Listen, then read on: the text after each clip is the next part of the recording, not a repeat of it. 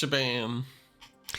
Happy day 15, Compound. Wow, today has been a day. Welcome to the second episode of the Prodcast, where I talk about the game that I'm currently hosting. So that way, if the players care to have my thoughts later on, they can have something to go over. Now, I want to preface, I will be going over some dead people in this episode, so if you died between episodes 1 and 2, you will still be discussed some here potentially. That being said, we are going to kind of frame it based off of the same way we did the last one with the tier list and right in everybody's gameplay. Now, I gotta tell you, I'm a silly goose and didn't save the picture. So I won't have a comparison this episode, but I'm gonna save it this time for the third one. Because the goal is to do 4. So, we're at the halfway point, so now it's time for number 2. Yeah, Okay. Well, today a lot has happened. I think we're just gonna start with today. Today was day 15. It is July 28th, 2025, 10:33 p.m. We seen Duke and Maddie get eliminated tonight. Maddie actually sent themselves home, unfortunately. Maddie, I was loving where your storyline and your arc was going. I was thinking you were on the trajectory for winner, so I'm sad that you got out tonight. There's been a lot of drama. We had Sebastian versus Tammy and Kaylee. Tony mixed in there. We had Eddie versus Mike. We had Ali was getting mixed in with Mike as well. Then Michaela. I really feel like Michaela came online today, which was very exciting and nice to see. I feel like at this point the entire cast is engaged, at least to a certain point. Some more than others, but there's not a ton of people left, y'all, at this time. Also, let the record state,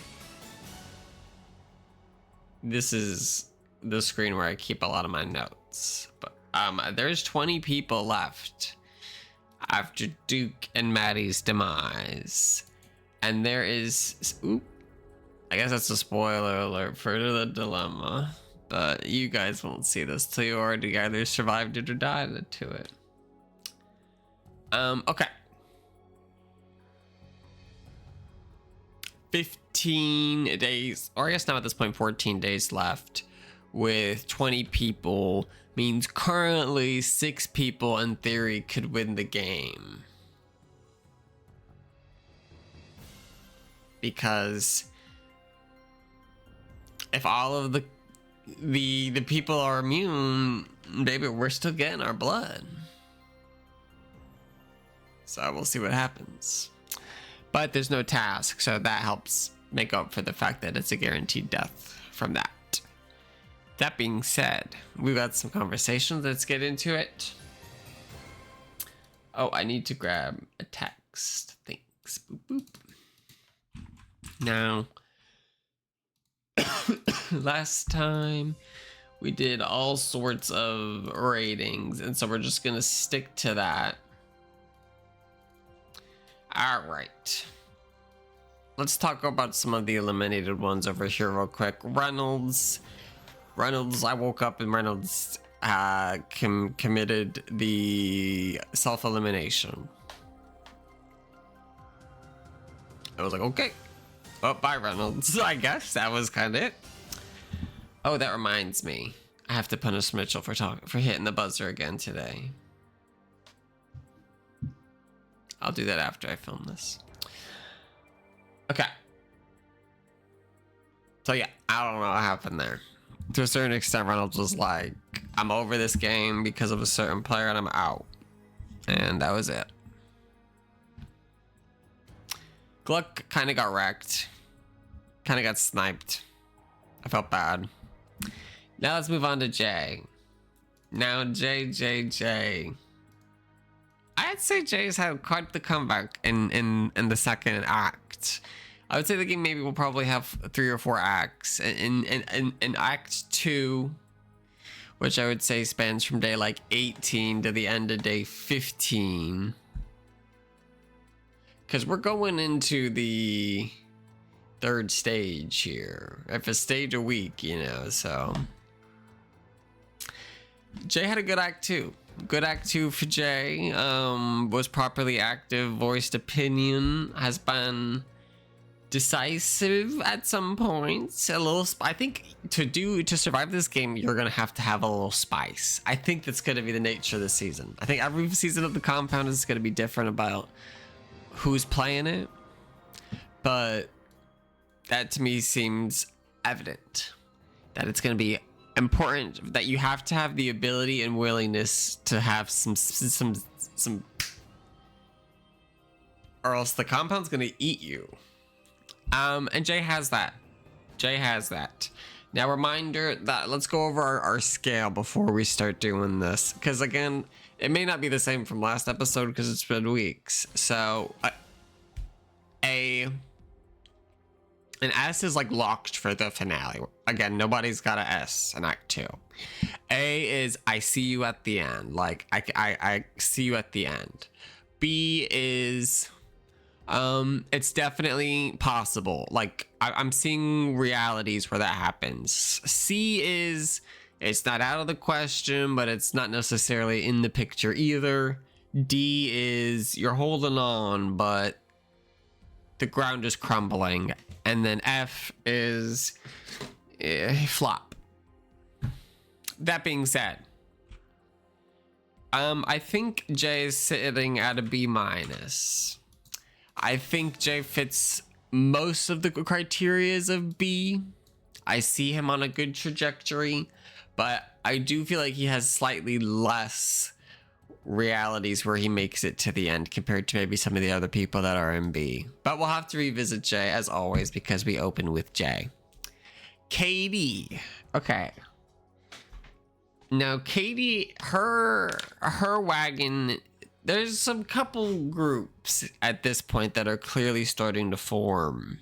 And it's all gonna come to head tomorrow, which is gonna be such a fun way to start Act 3. It's like Kaylee, Tammy kind of vibe versus, you know, Sebastian, Tony kind of vibe. Katie's definitely with the Tammy and Kaylee band, and she's definitely in that camp. So I think Katie will be all right if that camp succeeds. If that camp fails, I think she's in trouble. That being said, I do believe of that camp, like a mom camp formed today of Michaela, Katie, Kaylee, Tammy. That's kind of the camp that I'm seeing right now in terms of who could potentially be taken down with Kaylee and Tammy. And I think Katie is in that ballpark. I think Katie has a better shot than Michaela, but Katie is a firecracker, and I love that. That's why I like casting Katie, but that's also why Katie can lose games sometimes. That being said, it's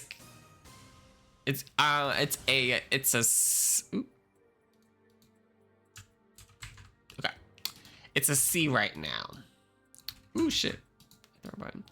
Because Katie's playing well, but Katie's is in a camp right now that is in a very teetering position.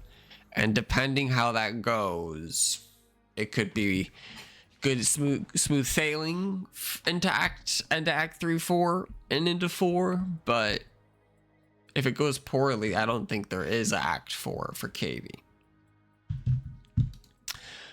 We lost Duke tonight. R.I.P. Duke. Duke, you got assassinated by Tony, and I think it's because people knew you were working with Kaylee and the Twinners from Psychedelic.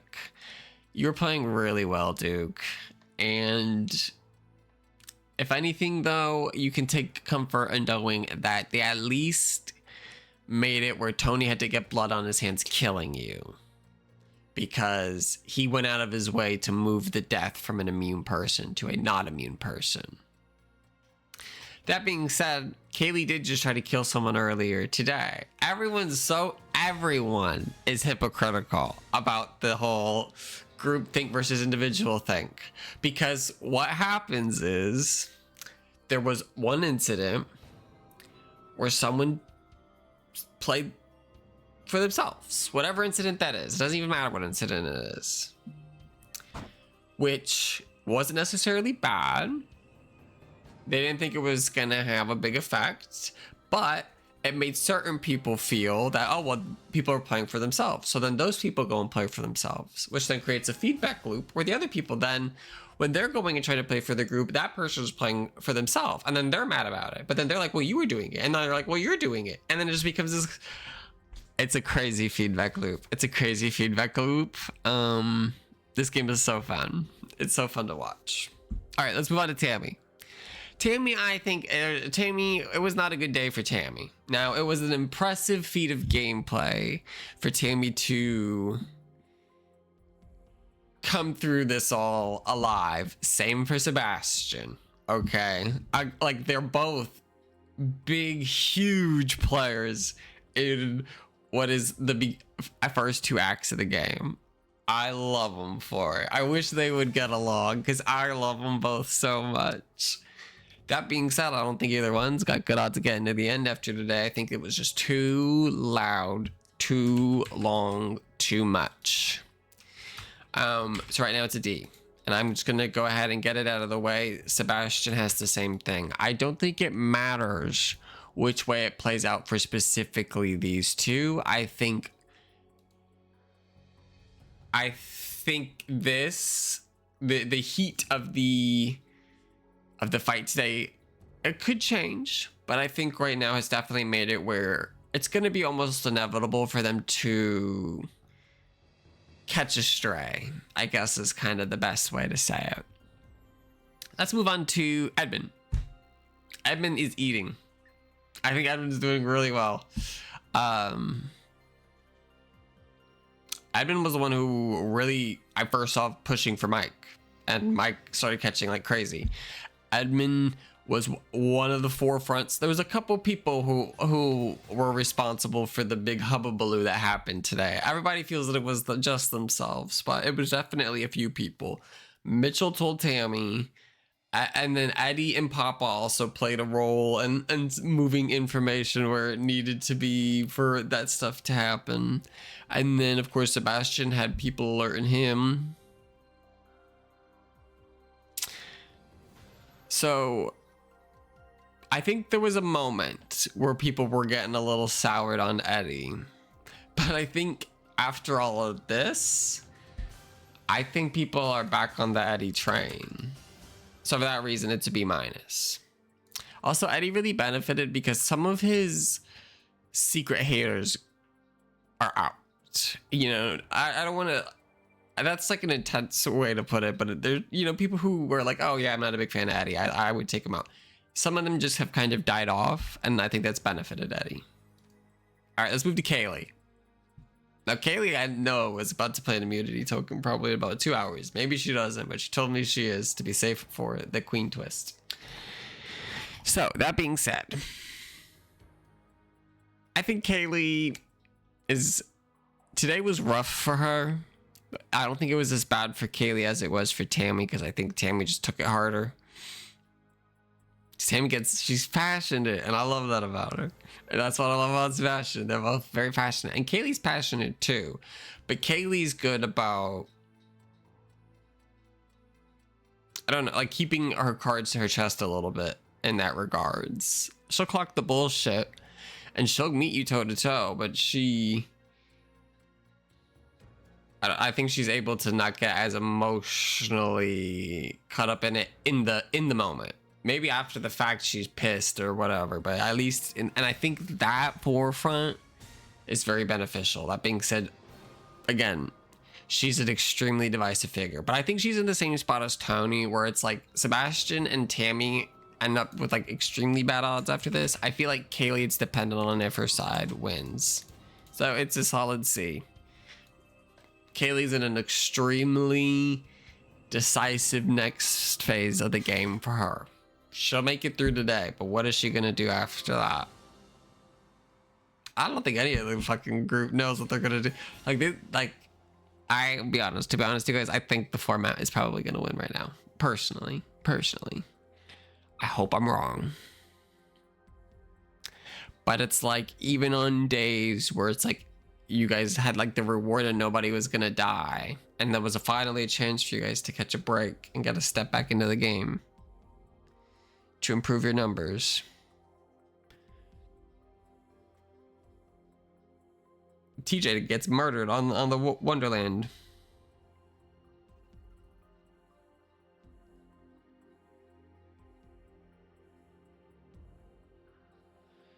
So I got a text. Let's move on to Lee. Lee has to acquire an immunity token or Lee is gonna die. Because I know that Tony and Kaylee are gonna probably be good. Where's Tony's gonna get his from? Does Tony just have one? No, he doesn't. There's only 2 immunity tokens in the game, according to my personal notes that have sometimes been wrong. Okay. I'll tell you what, you guys. I am not built to do a 30-day everyday game. Hunger Games works because it's like a week and a half and then I'm done. This is hard. It's the wear and tear of the daily upkeep of everything. It's like, I miss a little bit. But this is why I always send you guys the paper receipts. Here's the item. Here's this thing with boopity boopity boop. So that way when I fuck up, it's there. So it doesn't matter. Because we're all looking at that. Now it doesn't even matter what I'm saying. We're looking at that. Like today when I kept fucking tagging Stove. I have no idea why I did that. No clue. Nothing was Stove. Nothing was Stove wasn't even in the, I guess he was in the wheel, so my brain just, but it's like it wasn't even like he was guaranteed in the other thing. I don't know, weird. But Lee's in trouble if Tony plays a token. He's in trouble, which Tony might have. Tony don't have a token yet though. I think Tony thinks he has the tokens from the comp, from the dilemmas, but they didn't even get one. I don't know. Anyways, let's get back to the topic. The point of all of this was to say, I think Lee is in real trouble of dying tomorrow. But if he doesn't die tomorrow, I think he's doing pretty solid, which is why I'm not gonna give him a D, but I'll give him a C-. Because it's like, it really depends on what happens tomorrow for Lee, I feel like. Sorry, Lee. Good luck. Kate has fallen off in Act 2, I'm afraid. She came onto the scene thriving in Act 1. First to solve the Wilbur puzzle, was making moves, got into some alliances. She's definitely still coasted those alliances. But while she found the Wilbur Wonderland, she pretty much opted out of playing it. Oh my god, Wilbur Wonderland. We have to go over Wilbur Wonderland. But maybe we'll save that for the end of the show. Most people, a lot of the cast got to Wilbur Wonderland. Very few people, though, that are at this... Noah was the only player that was on the board and died on the board, aside from Brittany killing TJ in the duel. Because obviously that's going to eliminate someone on the board because it's a duel.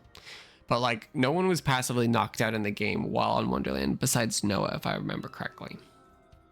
Anyways, I'm supposed to be talking about Kate. Kate right now is... I do see realities where Kate is able to make it to the end because I think she's in a good spot, but is like she's the Katie to the Sebastian group, I feel like, in a lot of ways. Smart, capable, perceptive, not willing to swing or but is also not in there currently swinging. You know what I mean? Speaking of swinging, we got Mike Fomby. Now, Mike made a lot of people angry because Mike played an immunity token so that way he could play the comp without the threat of being eliminated and stop the tribe or the compound from going to atonement. But in doing so, he guaranteed Maddie or Galen to die in the challenge. So depending on how you felt about that, some people were thanks, some people were no, and they were pissed. And I'll tell you what, Maddie's submissions, Maddie played 2 comps, won both of them, ate them up, by the way, wasn't even close. Maddie's submission, I read it, I was like, this is practically what we're about to do tomorrow. This is so good. It was a little different, but it was very close. I felt like Galen's was fun, but it was a little complex. It was a little too complex. And like the benefit of the dilemma in a lot of ways is that they're pretty simple. Not all of them, but when you're given a challenge to recreate the overall feel of one, the simple boom boom, Fombi didn't even submit, so I don't think Fombi's gonna win. I think Fombi has not done a good job at managing his social stuff with certain groups in the compound. That being said, he was gonna go home tonight if he didn't get the immunity token. So things aren't looking too good. I would say Mike Fombi's in the Tammy Sebastian camp, where I would be shocked if we don't have great pictures by the time we come back to do this again. Now, Brandon, everybody's talking about the inactives. Who's the inactives? Who? This person's inactive. This person's inactive. Nobody's ever mentioned Brandon. But nobody ever mentions Brandon. Brandon's either playing brilliantly or not at all. I really can't tell. I think some people forget Brandon's here, or Brandon just has his own pocket dimension that I'm unaware of. Honestly, the odds of Brandon getting to the end are better than they've ever been, because at this point, no, actually, I take that back, because, you know, when I scroll through looking at this cast, there's too many real big name players left. They're not going to let somebody slide by too much longer. I think Brandon is in trouble. However, the reason why Brandon's not getting a D, but is getting a C- is because Brandon has the other immunity token. So if Brandon uses his immunity token well, it can make a huge change in the game. Speaking of using your immunity token well, making a huge change in the game, Michaela's made 2 huge plays with her immunity token. She gave Mike Fombi the immunity token for him to play yesterday at the comp that pissed a bunch of people off. And then she gave Tammy an immunity token today. Michaela ate. Michaela really ate. She does not give a fuck. If she sees an open opportunity to do something that's going to protect her, she does it. She said, yes, Mike, go play the comp. It keeps atonement off my ass, because people see me as inactive for some reason.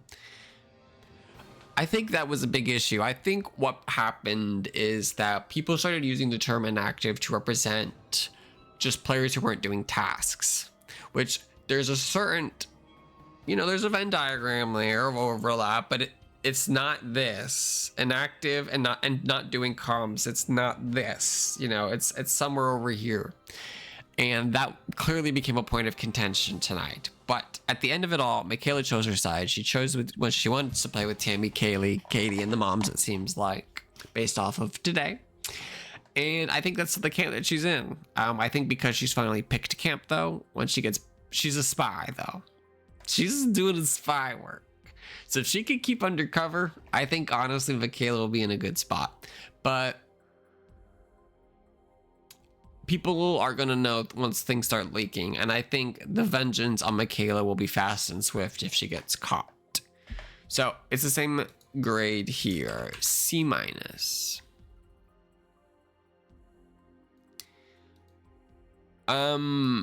Stove, I'm getting nothing from Stove.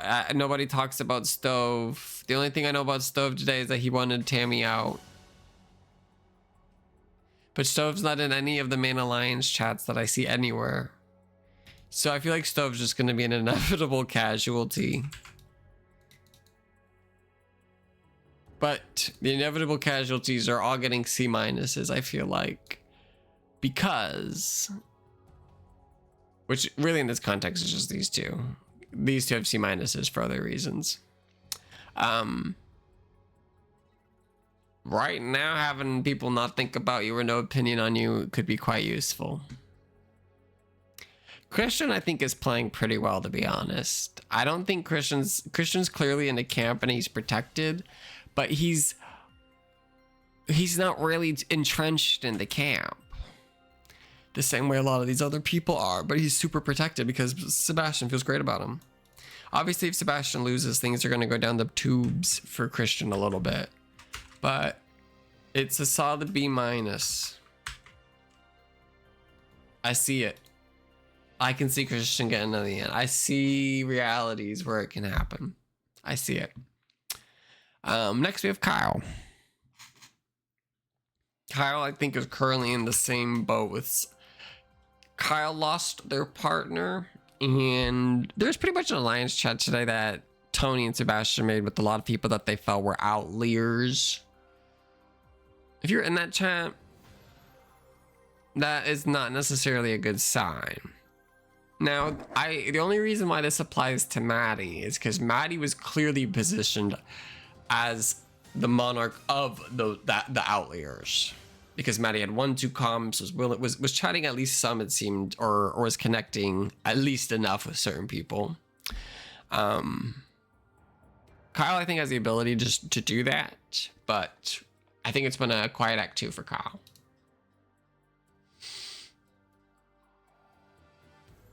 Next, we have Tony. I think Tony is gonna get a token. Oh, I don't even know. Just like, I have to check if Tony has a token.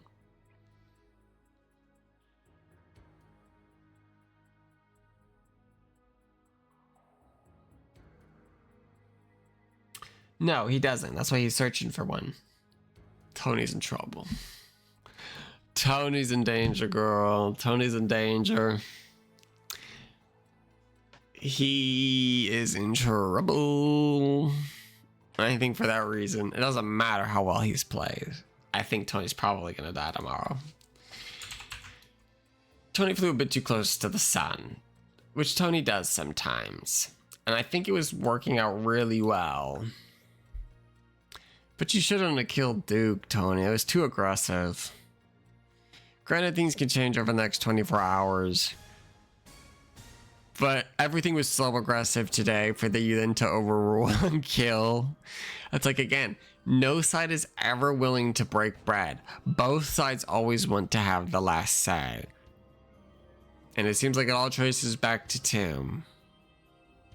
You slighted me at Tim, so I'm slighting you. Well, you slighted me because I know I'm slighting you. And it's like, no side is willing to just stop it. Stop it! So not good. I think Mitchell's doing actually pretty well. I was gonna give Mitchell a B going into today, like before the beginning of today's stuff has happened, because he's in some key spots. But there's some people clocking Mitchell's shit, and Mitchell was the backup vote if people were able to mobilize quick enough. But the plan, people didn't mobilize quick enough, so not enough. Like, Sebastian's plan was that if Tammy played a token, everybody would just quickly vote Mitchell, which obviously didn't happen, but not good. Not good to be that target. Jeff is also very invisible, I fear. Very invisible at the moment. All right. I'm first A of the game, baby, going to David. No doubts in my mind. I've been excited to get to David. David's got the Divine Shroud. David's been in some key alliances, has players really willing to protect him. If his alliance is drowned, he's not gonna get caught for it. He's got Z, who I also think would come out of that pretty clean. I think I really can see David at the end right now. I really can see David at the end right now. I think David's playing the best. So well done, David. Next is Z. Z not as well rated as David, but he's definitely up there because he can be protected by David's power, and I think David would play it for Z. Also, Z's in the same spots as David. I think David just benefits more because Z's a bit of a more of a known org name. David is not, and I think David that benefits David some. And then lastly, Matthew Papa. Same thing with Eddie, to be honest. It's I could see Papa getting to the end right now. There's obviously some serious issues that could occur, but it seems like the heat on these two has just evaporated with all the drama, and that's all they need. As someone who's seen these two play these kind of long course games before, you can't give these two time to put roots, and they've got roots. They've got roots on roots. Yeah, I feel pretty good with this list. Okay. 31-minute podcast, pretty solid. Let's see how well or right I am. All right. See you in the next episode.